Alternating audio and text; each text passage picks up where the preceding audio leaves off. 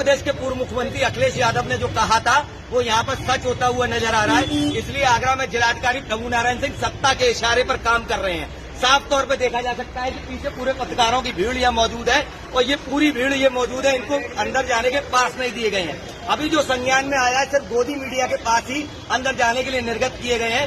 वो पत्रकार हैं जो शासन और प्रशासन की चाटुकारिता में लगे रहते हैं। और ऐसे में बड़ा सवाल है कि अंदर जैसे मंडी समिति में हंगामा हो रहा है, लगातार मशीनें पकड़ी जा रही हैं, लगातार मतदाता सूची में गड़बड़ी की आशंका जो जताई जा रही थी वो यहाँ पर निकल के साफ आ रही है। और जितने जैसे आशंका जताई जा रही थी कि इस चुनाव में बेईमानी बहुत होगी, तो वो बेईमानी साफ दिखाई दे रही है। और जो जिलों में जिलाधिकारी हैं वो सत्ता के चाटुकार बन के काम कर रहे हैं, लोकतंत्र की धज्जियां उड़ाई जा रही हैं। पत्रकारों पर मुकदमा दर्ज करके सलाखों के पीछे पहुंचाने तथा डरा धमका कर कलम की ताकत को छीनने की आखिर किसकी है साजिश?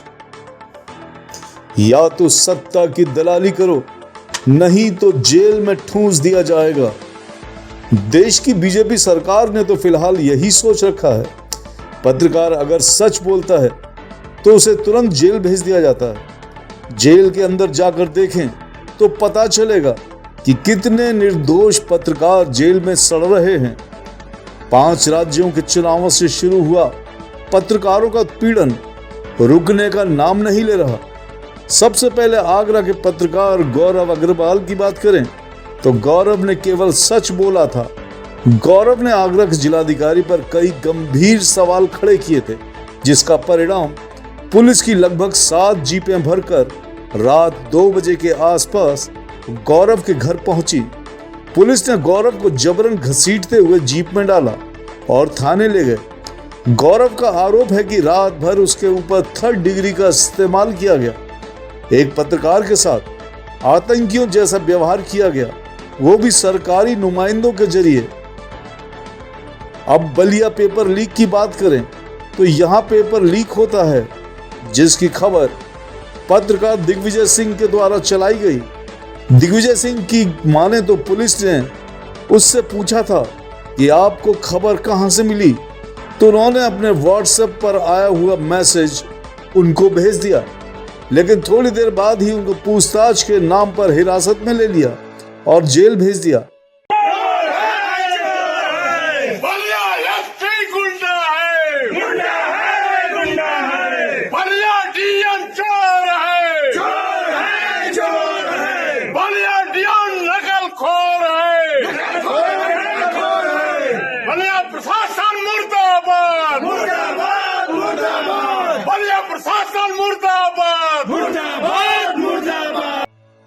दिग्विजय सिंह के साथ साथ 2 और पत्रकारों को जेल भेजा गया। पूरे उत्तर प्रदेश में बलिया के पत्रकारों को जेल भेजने के खिलाफ धरना प्रदर्शन चल रहा है, लेकिन सरकार ने लगता है अपनी आंखें बंद कर ली हैं। का मंडल अध्यक्ष के साथ ही अमर उजाला का संवाददाता नगरा से, नगरा क्षेत्र में, भीमपुरा क्षेत्र में, भिलतरा रोड क्षेत्र में धड़ल्ले से कापियां परीक्षा केंद्रों पर यूपी बोर्ड की लिखी जा रही थी। मैंने अपने सूत्रों के आधार पर संस्कृत हाई स्कूल का हल पेपर सूत्र से लिया और इसके बाद उसको अपने अखबार को अमर उजाला को भेज दिया। वह अखबार में छपा, विधिवत छपा, जो वायरल कॉपी थी उसके साथ छपा। दूसरे दिन जो है कि नहीं, कहीं से अमर उजाला को अंग्रेजी का पेपर मिल गया, वो भी जो है कि ना छपा। इसके बाद बलिया प्रशासन की पोल खुल गई। जो डीएम कहता था कि हम बुलडोजर चलवाएंगे, नंगा करके सबको नंगा करेंगे, वो खुद नंगा हो गया। जिला विद्यालय निरीक्षक नंगा हो गया और गुस्साए हुए मेरे अखबार के अजीत कुमार ओझा और मुझ पर मुकदमा काम कर दिया। यह आपराधिक कृत्य है, आज भी नकल नहीं रुका है। लेकिन बलिया प्रशासन अपनी गलती मानने को नहीं हुआ है, मुंह बंद करना चाहता है। लखनऊ संवाददाताओं की, अखबार की चौथे स्तंभ पर हमला बोलना चाहता है ताकि हम मौन हो जाएं। उसको भ्रम है। आपकी किस आधार पर गिरफ्तारी की गई है? कहाँ से पेपर मिला? मेरा इतना उत्पीड़न किया गया है, कोई सीमा नहीं है। 3 दिन से जो है, इधर ऐसे हो जाइए, ऐसे हो जाइए। 3 दिन से मेरा उत्पीड़न किया जा रहा है पुलिस। अगला निशाना पत्रकारों को मध्य प्रदेश के सीधी में बनाया गया। सीधी थाना के प्रभारी मनोज सोनी ने रंगकर्मी नीरज कुंदेर को 2 अप्रैल को हिरासत में लेकर जेल भेज दिया था। यह कार्यवाही 6 जनवरी को बीजेपी विधायक केदारनाथ शुक्ला के पुत्र गुरुदत्त शुक्ला की शिकायत पर हुई थी। नीरज कुंदेर पर आरोप था कि वो अनुराग मिश्रा नाम के युवक की फर्जी फेसबुक आईडी बनाकर विधायक पुत्र की आईडी पर अश्लील कमेंट करता था। नीरज कुंदेर की गिरफ्तारी के विरोध में शाम को पत्रकार कनिष्क तिवारी समेत लगभग आधा दर्जन भर पत्रकार और रंगकर्मी सीधी थाने पहुंचे और धरना प्रदर्शन शुरू कर दिया। बौखलाए थाना प्रभारी मनोज सोनी ने सभी को हिरासत में लेने के आदेश कर मुकदमा दर्ज कर दिया और मानवाधिकार के नियमों को ताक पर रखकर सभी पत्रकारों और रंगकर्मियों को जबरन निर्वस्त्र कर हवालात में डाल दिया। मेरा नाम कनिष्क तिवारी है। मैं सीधी जिले मध्य प्रदेश का निवासी हूँ।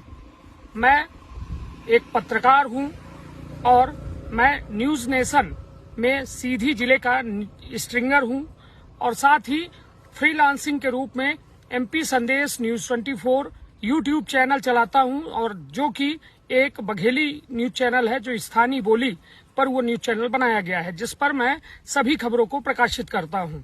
आपको बता दूं कि बीते 2 अप्रैल को एक बेहद निंदनीय घटनाक्रम हुआ जिसमें एक धरना प्रदर्शन कर रहे लोगों की खबर कवरेज करने में गया हुआ था और वहां पर मेरा कैमरामैन पूरी वीडियो फुटेज रिकॉर्ड भी किया।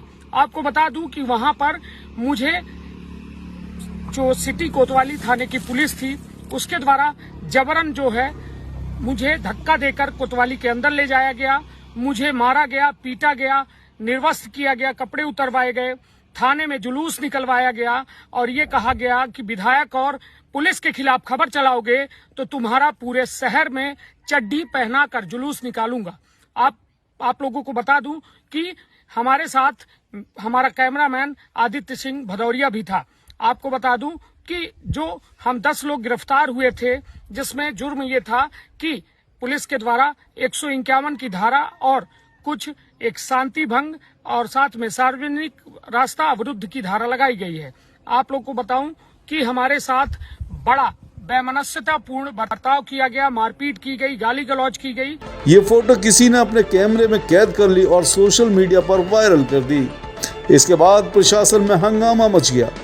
थाना प्रभारी मनोज सोनी समेत 2 पुलिसकर्मियों को मध्य प्रदेश के मुख्यमंत्री शिवराज सिंह चौहान ने संज्ञान लेते हुए निलंबित करा दिया। जब ये बैठे थे वहां पर, वो भी वहां पर उपस्थित थे और थाना प्रभारी और ये दोनों ही पूछताछ कर रहे थे। तो प्रारंभिक दृष्टिकोण से जो हम लोगों का आकलन है कि इसमें थाना प्रभारी कोतवाली के साथ साथ उनकी भी जिम्मेदारी थी कि वो इसमें इन सब चीजों को, अगर कहीं कोई फोटो हो रहा है, कुछ हो रहा है तो रोके, क्योंकि वो कोतवाली में रहे हैं और इनकी कुछ प्राइमा फेसी इस तरह की जो हमें सूचना मिली है, तो इसके कारण से हमने फिर उनके खिलाफ भी सर, क्या आपके द्वारा उन्हें यहाँ पर सर बुलाया गया था वहाँ पे कोतवाली में से?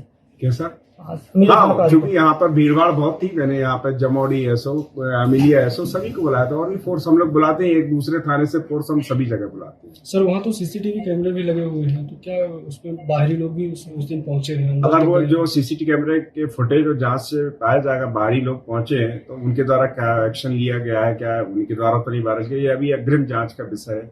उसके आधार पर हम वस्तुस्थिति क्लियर कर पाएंगे और भविष्य में कोई निर्णय ले पाएंगे। सर, ये फोटो वायरल करने कहीं ना कहीं पुलिस के अंदर तो ही लोग होंगे, जो पुलिस स्टाफ के ही लोग होंगे जो फोटो खींच। हो सकता है, निश्चित रूप से हमारे कुछ अधीनस्थ स्टाफ भी होगा, लेकिन चूंकि प्राइमा फेसी 2 जिम्मेदार अधिकारी थे तो हमने इनके खिलाफ कार्रवाई सुनिश्चित की। आगे कब तक कार्रवाई होगी? बहुत जल्दी कार्रवाई सुनिश्चित हो जाएगी। इसमें सर, पत्रकार संघ ने एक और मांग की है कि सीधी जिले में पत्रकारों शब्द को लेकर आप कुछ संगठनों द्वारा लड़ाई शोषण इससे एक माहौल खराब हुआ, उसके लिए क्या कार्रवाई करेंगे? उसमें मेरा, हम लोगों ने तो इसका खंडन कर ही दिया है, लेकिन आप सभी से भी मेरा एक अनुरोध है कि इस बारे में सभी को अवगत कराएं, क्योंकि प्रदेश स्तर पर देश में और इवन BBC में भी इस तरह का कहीं कुछ प्रचार हो रहा है। तो कृपया मेरा आप सभी से अनुरोध है कि इसमें आप भी अपनी स्थिति क्लियर कर दें तो ज्यादा अच्छा रहेगा। अब भड़ास मीडिया के यशवंत ने लखनऊ के पत्रकारों को चेताया है कि सारे प्रदेश में पत्रकार प्रदर्शन कर रहे हैं, लेकिन लखनऊ के पत्रकार और संगठन चुप्पी साधे हुए बैठे हैं। फिलहाल ये तो समझ आता है कि पुलिस अपनी निजी दुश्मनी पत्रकारों से निकाल दी है, क्योंकि हर प्रदेश के हर शहर में जो अवैध धंधे चलते हैं वो बगैर पुलिस की मिलीभगत के नहीं चल सकते।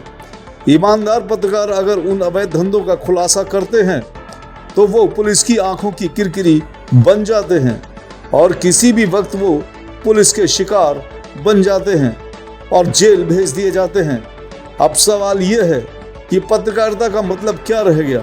सिर्फ झूठ की बुनियाद पर चलना या केवल मक्खनबाजी करके खबरें दिखाना और पुलिस प्रशासन के रहमो करम पर पत्रकारिता चलाना? तो धिक्कार है फिर पत्रकारिता करना।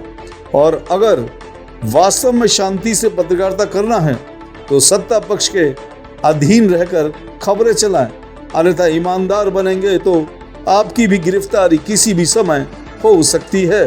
पत्रकारिता का मतलब तो शायद अब यही रह गया है। Bureau report, M news. M news, साथ सच का।